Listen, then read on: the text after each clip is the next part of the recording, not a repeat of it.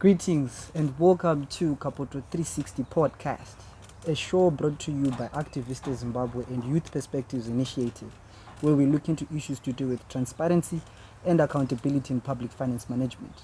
Today, I am joined by Mukasiri Sibanda, the coordinator of the Stop the Bleeding campaign in Africa, which looks at injustices emanating from debt, tax, trade, and investment.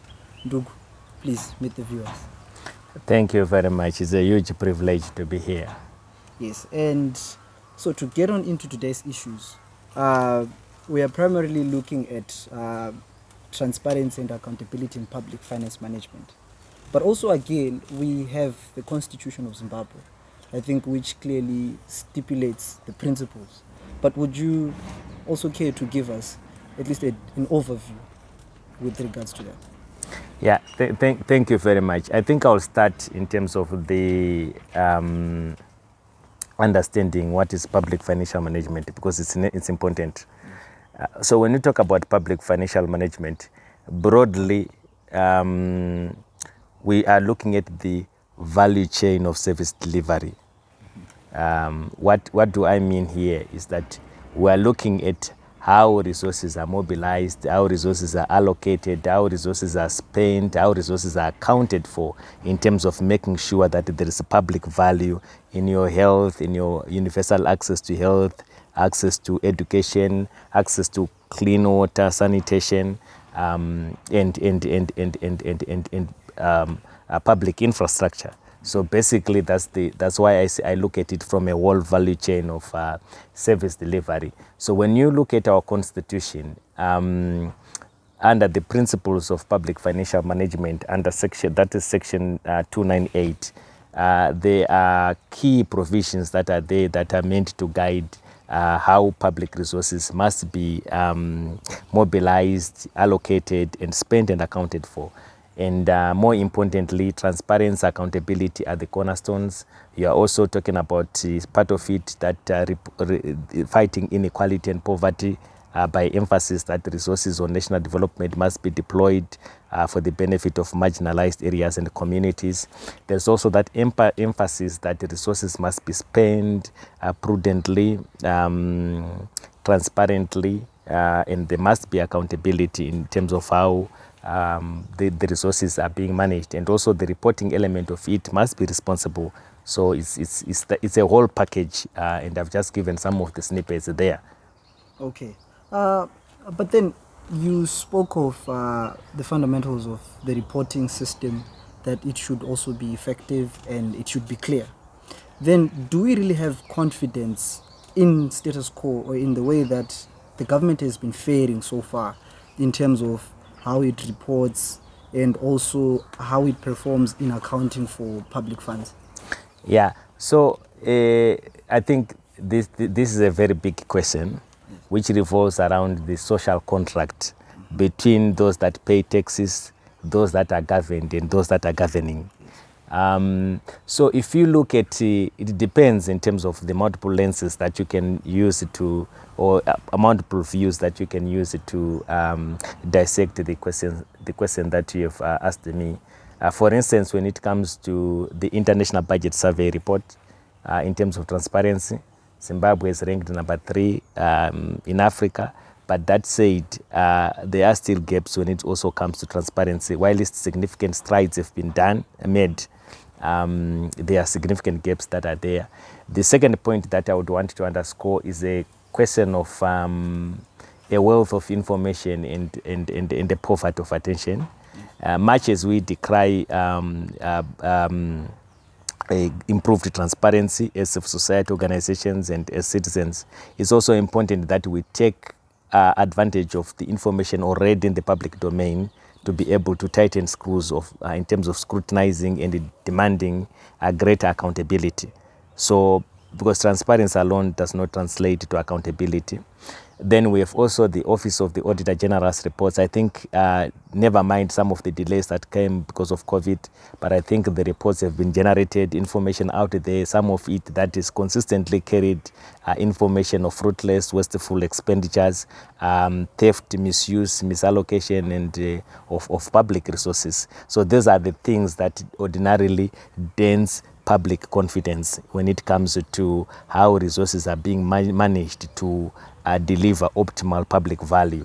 So those are the challenges that are there. From the taxpayer's perspective, challenges even emanate not only from just management as the expenditure side, but even from the domestic resource mobilization side, that are we even giving tax expenditures or tax incentives to those that are deserving? Is there economic rationale in doing so? You can give a case in point of the issue of great direct tax incentives, but you can also give a case in point again of or examples of some of the smuggling that is linked with the people that are political well connected in Borodale or in other high low density suburbs. Big houses that appear like hotels are being constructed. People are traveling with massive luxury cars, and you wonder if they are paying taxes. So broadly, the confidence level, in my view, because of the stories that filter in the public domain, and also lack of action when it comes to some of the specific recommendations like the Auditor General's reports, is the one that deflates the public trust and confidence in how public resources are being managed. Okay. Then also moving towards the issue of confidence, I'm sure also it's a matter of having specific fundamentals in place. And with regards to that, do we have the sufficient fundamentals for us to ensure that there is transparency and accountability in the management of public resources? Yeah, that's a good question. But maybe I'm a fan of what is it called? Makadzi, Chinchamagia. So before we do Chinchamagia, Yes, I think it's important that another test of whether the public can trust and can have confidence in terms of management of public is availability of services. How accessible are they? How affordable are they? Their quality. So when it comes to health, education, or access to water and so forth, we have seen a number of challenges in terms of availability, accessibility, affordability, and the quality of public services. And this is something that, because the consumer, without looking at the numbers, yes, or the cases of mismanagement, but the fact that this service delivery is being compromised, and it has the poor the most because they rely on them mostly than the rich. The rich have alternative options. They cannot go to Parenyatwa, they can go to China, they can go to South Africa, Malaysia, and so forth to get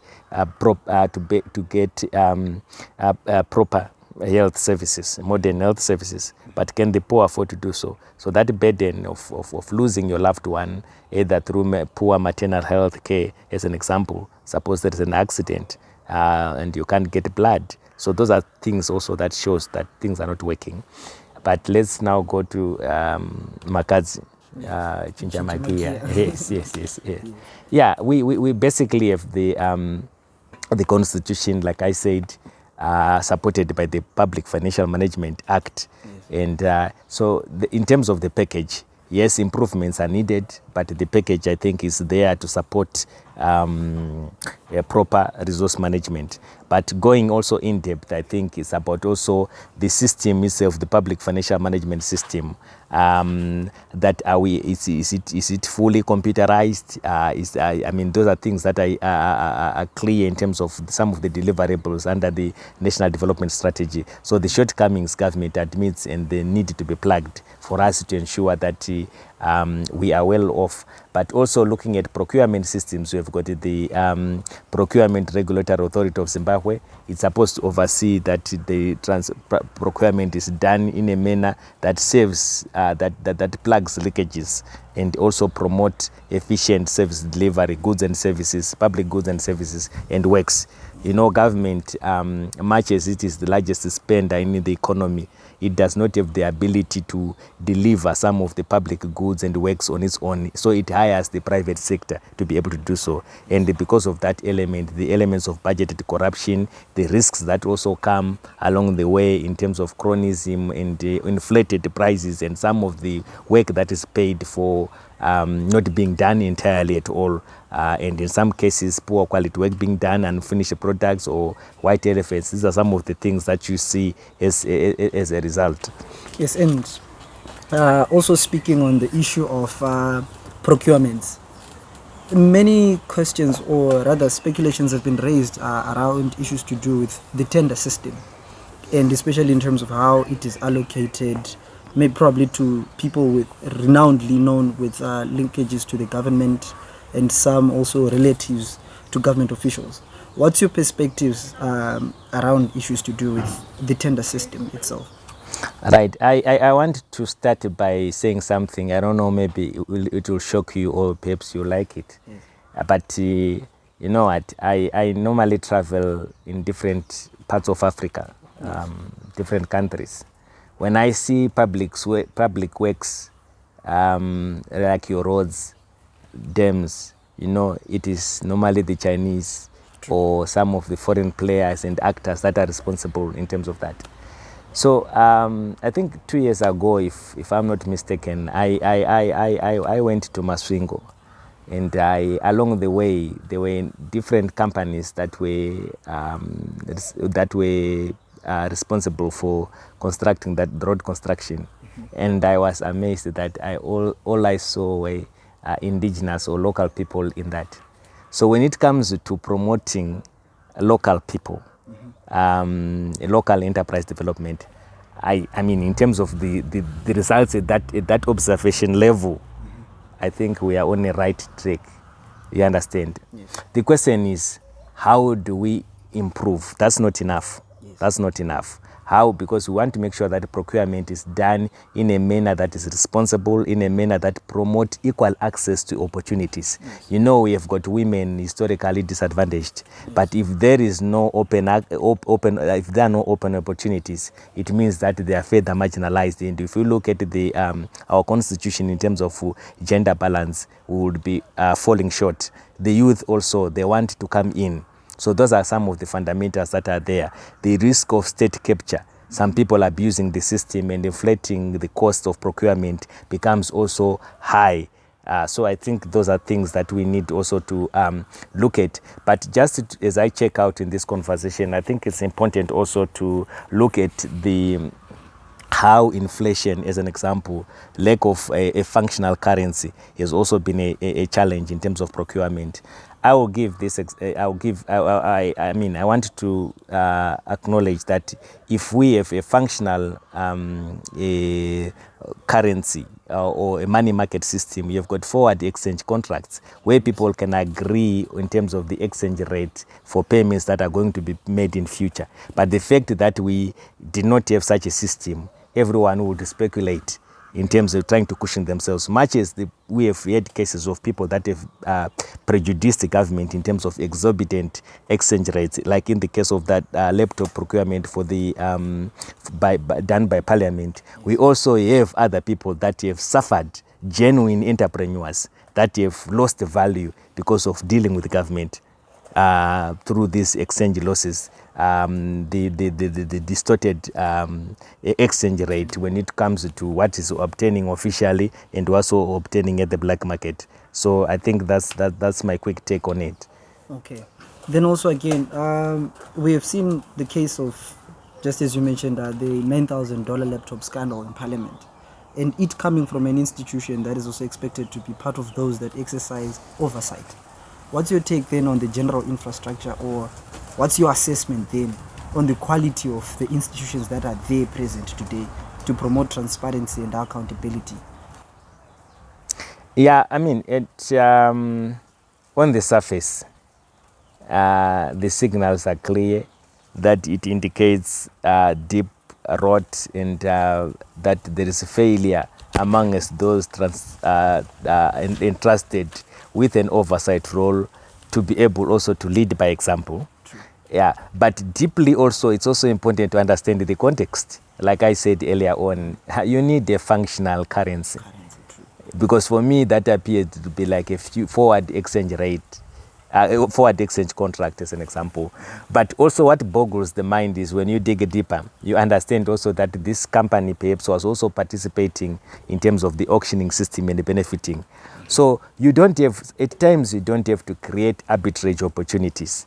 The control environment must not create arbitrage opportunities. You understand? Yes, we want responsibility. We want responsibility, we want accountability. Let us all do that. But also let us also not create an environment where everybody operates in terms of how do I manipulate or maximize on this, you understand, and get away with it.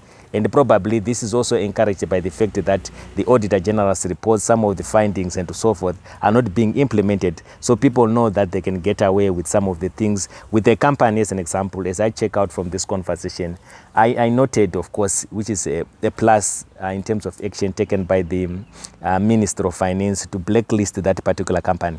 But you should also understand that a company is not a legal person. There is a beneficial owner behind that company, the natural person. So why not blacklist these directors?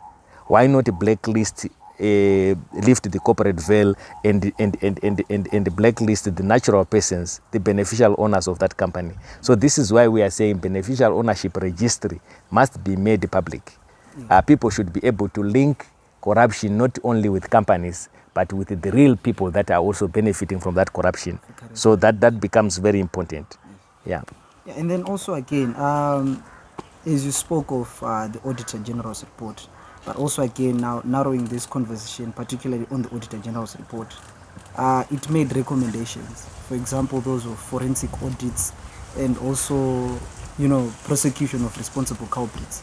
But now, we're almost 19 days towards the deadline of the 180 days declaration to hold responsible culprits in terms of the misuse of COVID-19 funds accountable.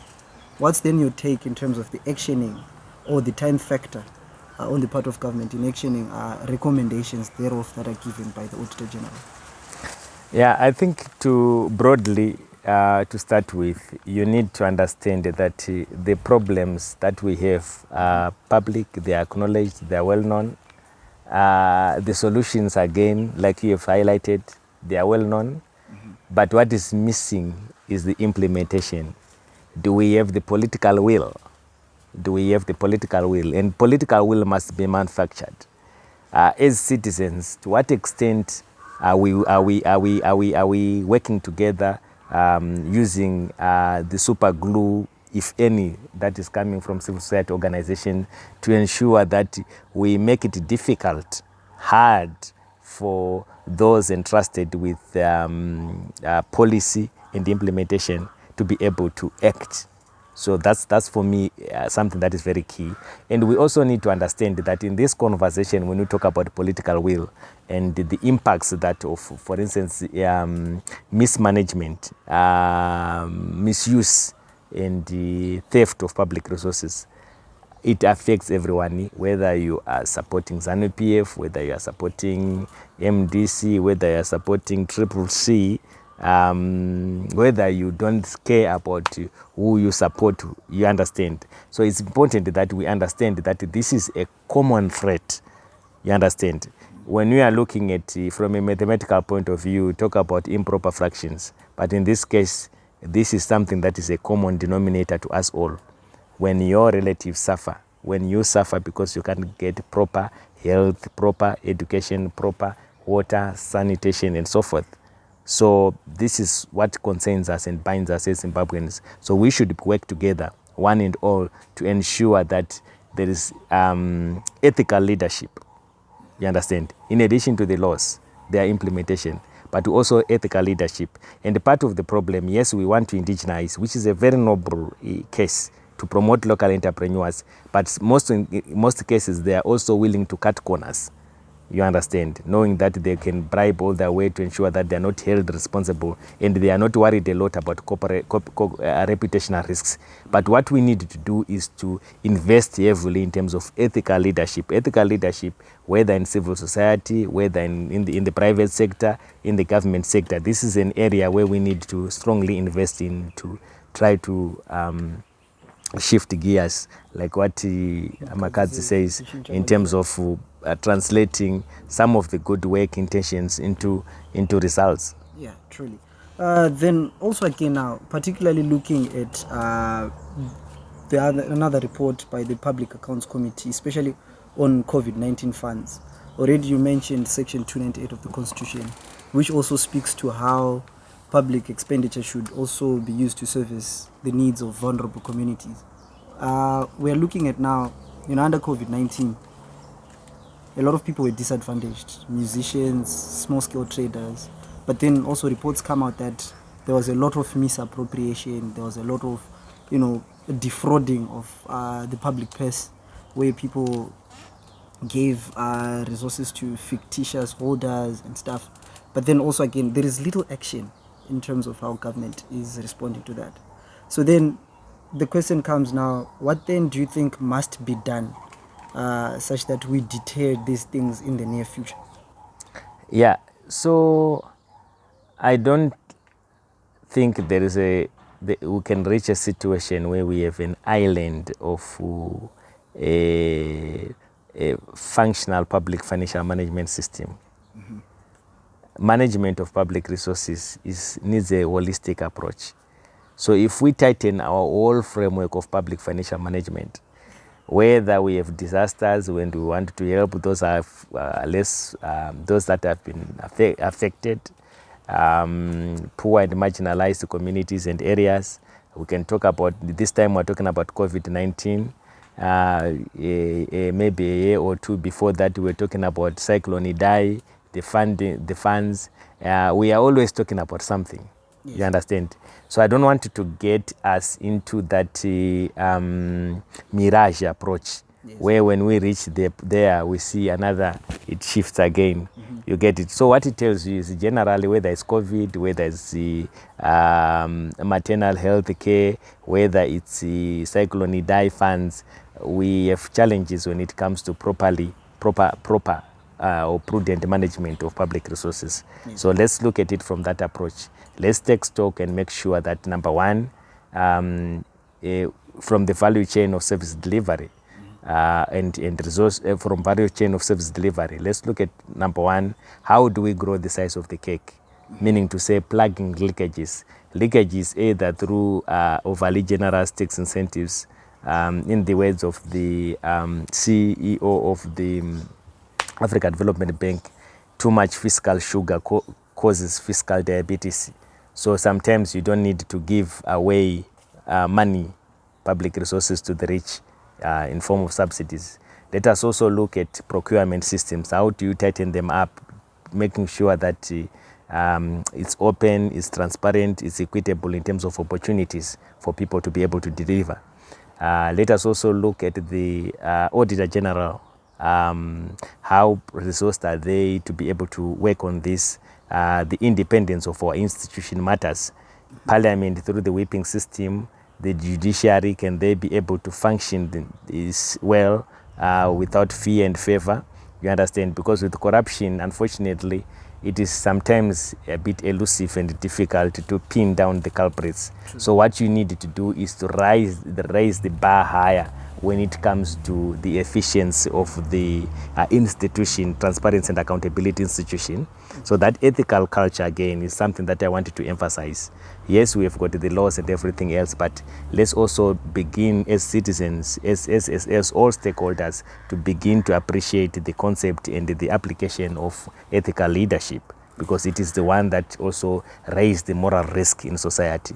Okay. So when it comes to churches, your faith-based movements, is there an ethical risk that is higher? When it comes to civil society organization, parliamentarians, when it comes to political parties, do we have a high moral risk that is there, without which you are operating in a zone whereby people can do whatever they want and get away with it? Okay, yeah, speaking of that, Then what's your advice or your call to action rather to responsible stakeholders, especially in dealing with issues to do with fiscal leakages and also to promote transparency and accountability? Look here, I know people by nature we are selfish. Yes. But I want to bring this case or example. Each time when a parliament is scrutinizing or debating over the about the proposed national budget, it appears as if one priority issue is about their welfare, cars, allowances, and so forth. You understand? As a condition for approving the budget. I would love to see members of parliament being strong and affirmative that we can't approve the budget, as an example, because of some of the serious gaps or shortfalls. For instance, like the issue of tax expenditures that are known to benefit the rich, that are known to be redundant, awarded through corruption, as an example. So I think that's one thing that we need legislators that are mindful that yes, they have their individual interest, but when they are elected, they are supposed to represent, they are supposed to serve a purpose that is higher than the challenges that are given when it comes to the urgency problem. You are representing another, but to what extent are you subordinating your interest or superimposing your interest? Then secondly, also I think in terms of citizens, like I said broadly, you have situation where people we now have celebrities, people saying this is a beautiful car, you see people following and liking, you get what I'm trying to say? Yes. Without also questioning that are these people also earning their wealth in an ethical manner? Are these people not also linked to corruption? So let us be a society also that imposes a high moral risk. I repeat, a high moral risk in whatever we do. It could be the church, it could be anything else. Let us save that. The third aspect of it is that element of unexplained wealth. I think I saw a case whereby one informal or a business person or whatever from Tare, that the court ordered that his wealth be garnished by the Zimbabwe Revenue Authority because of unexplained wealth. And I believe in Zimbabwe we have a lot of people that cannot explain in terms of their wealth. This is something the Zimbabwe Anti-Corruption Agency, the Zimbabwe Revenue Authority, and stakeholders, citizens can play a part to ensure that we tighten screws on those that are benefiting from corruption, because as long as people continue to benefit and they are not held accountable, then they can do whatever they want. True. Okay, so as a close-up to our discussion, we have young people that will be watching the show and many others. What's then your advice to the young people of Zimbabwe, especially now that we are headed for elections in 2023? Yeah, the first one is that they need to be ruminants, data ruminants. I'm taking this from I did the general paper at primary level. Mm-hmm. So we had this where we were told that there are some animals are ruminants, meaning to say that they take time to chew the cud and everything else. Yes. So youth should be data driven. There is a lot of information, I think, in terms of social media and everything that can also compromise on the diet, information diet. How balances it for youth? Mm-hmm. So without that approach of making sure that they ruminate on the data that they get, chew the card, and whatever they say, they are data driven. They cannot be dismissed easily. I think that's an important issue, and that becomes very key given an avalanche of data that is available. So the ability to have filters, the ability to analyze the data, the ability to use it to back demands is very important. The second issue is about not just complaining, but also being clear in terms of the alternatives, the options that should be taken. I think that's clear. The third issue is about that moral risk that I was talking about. As long as if the youth can raise that bar, because they have the numbers, but unfortunately, from Albert Einstein, not everything that counts is what? Countable. True. And not everything that counts, and not everything that is countable counts. Yeah. You understand? So how do you make sure that what is countable counts? You understand? But you do that by making sure that you are very clear in terms of where you are going. And part of it is the moral risk. How you exhibit yourself in your interactions from spaces such as social media and everything else that for now you want to sanction. You want to sanction leaders that are not that are not afraid of the moral risk. That not care about the moral risk, and you want to promote those that also promote high ethical leadership. So through your vote, you have your power. But before that, if vote comes once in every 5 years, you spend your money. True. And your money, again, spend it in a manner that can promote transparency and accountability. How do you desist from some of the businesses that we see, which are also behind some of the challenges that we are facing? It's not an easy route to take, but that concept, that power of saying, I'm not going to use this particular service because of the reason that I'm not happy with in terms of maybe association with corruption and everything else. So I think this is something that we needed to do. So lastly, I just want to give an example so that you understand that some of the things are not grandiose. They are not like stratospheric in terms of measures that can be taken. Go to showgrounds. There is a public terminal. People where they get transport or buses to whatever places that they would want to go. Women, particularly, the elderly, they are victims of thuggish behavior there. So when it comes to fighting corruption, it is those little things. As youth, how are we collectively putting pressure to see that at least even at the lower levels, things are functioning very well? So that's it on my end. Thank you very much, Ndugu Mukasiri Sibanda, the coordinator of Stop the Bleed Africa, which actually focuses on injustices emanating from debt, tax, trade and investment. My name is Liam Kanega. This was Kapoto 360 Podcast, where we unpack issues to do with transparency and accountability in public finance management. See you next time. All right.